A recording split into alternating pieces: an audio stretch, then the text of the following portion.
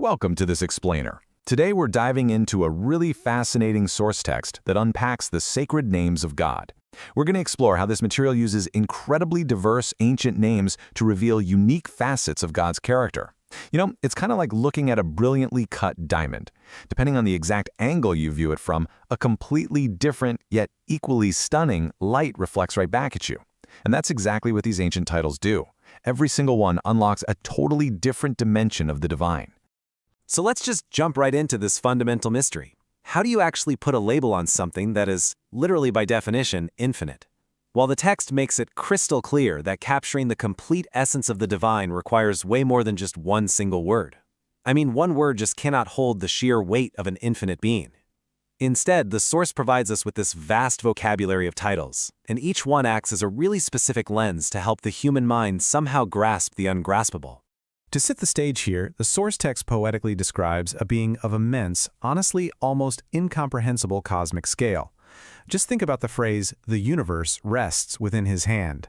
That immediately tells us we aren't just talking about some local minor deity or an abstract philosophical concept. We are talking about the architect of reality itself. It's a hugely dramatic stage for our very first facet of understanding. Section 1. The Almighty Creator.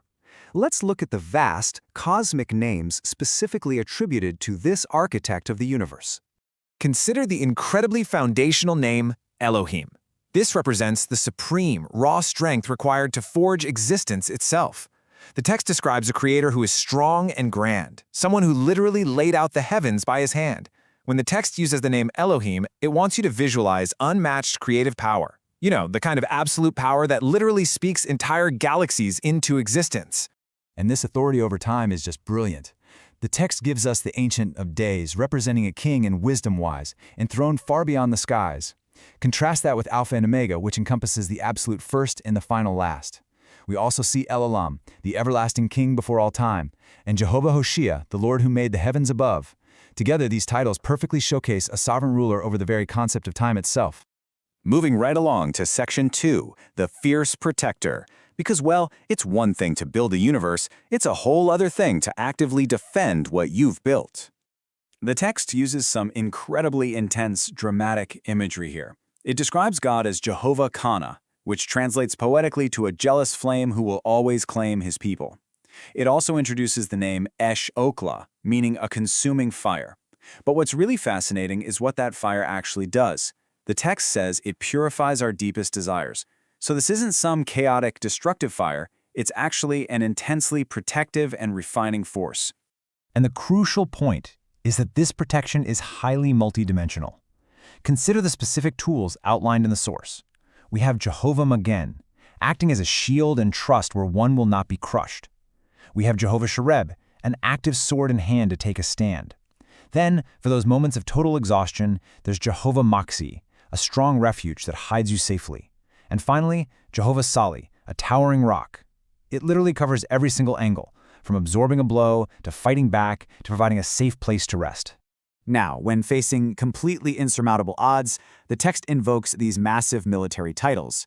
Jehovah Sabaoth is the Lord of Hosts, basically the commander of heaven's mighty posts, ensuring that in his strength, absolutely no foe can harm you. Right alongside this is El Jabor, the mighty God. The text promises that with El Jabor, no path is too hard to trod. This right here is the ultimate expression of divine, unstoppable force. But, it's completely natural to wonder how this immense cosmic power actually relates to our daily human needs. How exactly does a Lord of Armies intersect with the personal, everyday experiences of lacking or brokenness that all of us face? It's a pretty massive leap from the architect of the universe to the gritty reality of human struggle. Which brings us to Section 3, the Ultimate Provider. Here, we look at the sacred names that directly address our human reliance, our daily needs, and our inherent vulnerability. Take the name Jehovah Jireh.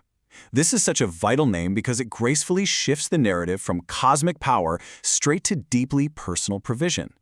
The text describes Jehovah Jireh as the God who provides in every storm, ensuring that with him you can abide safely. It basically takes the raw power we saw in Elohim and focuses it down into a targeted beam of personal sustaining care when the storms of life hit hard. What we see is that these specific names act as direct, highly tailored answers to human ailments. For a broken spirit, there is Jehovah Rapha, the healer of the soul, in whose embrace you are made completely whole. For times of severe anxiety and turmoil, there's Jehovah Shalom, the God of peace. And for the sheer chaos of life's conflicts, Jehovah Nissi, the banner raised in battle. Every single name directly meets a very specific human condition. So, we transition now from physical provision and healing to something even deeper. We really have to ask, amidst the billions of people and the vast, endless expanse of time, does the Almighty truly see the individual? Let's explore Section 4, the intimate shepherd. We are shifting from that wide-angle cosmic view straight to a macro lens, focusing heavily on deep spiritual intimacy.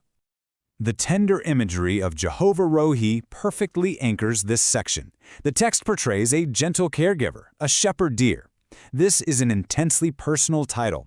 It's not just a shepherd for the masses, it's my shepherd, one who intimately knows your name and actively leads you away from fear. The loving care represented here is described as forever the same. And what's genuinely fascinating here is how these names completely demystify the divine. El Roy is the one who sees every care, the silent cries and the whispered prayers. Abba brings God close and dear, like a loving father who wipes away each tear. Emmanuel literally translates to God with us, walking right beside us forever near. And Jehovah Shammah promises a presence that is always near, ensuring that even in the absolute darkest of nights, there is no reason to fear. These titles bring the massive creator of the universe close enough to hear a whisper. As we synthesize all these diverse facets, we move to our final section. Section 5, the Great I Am. These are the names that simultaneously encompass both the fierce power of the commander and the intimate, gentle touch of the shepherd. The foundational name Yahweh acts as a monumental bridge in our text. It represents the eternal God who is forever true. And look at the duality in the source text here. This is the God who powerfully parted seas and skies of blue, yet is also intimately described as the very breath of life divine. It perfectly encapsulates both the immense power and the life-giving closeness we've been examining throughout this explainer. Notice this central, truly stunning paradox of the text here. On one hand, we have the Lion of Judah, fierce, bold, the ultimate source of human courage. But paired right alongside it, belonging to the exact same divine being, is the Lamb of God, a pure, gentle sacrifice who paid the price. Its absolute power and absolute sacrifice existing in total harmony. The absolutely crucial takeaway from these concluding facets is the completeness of this picture.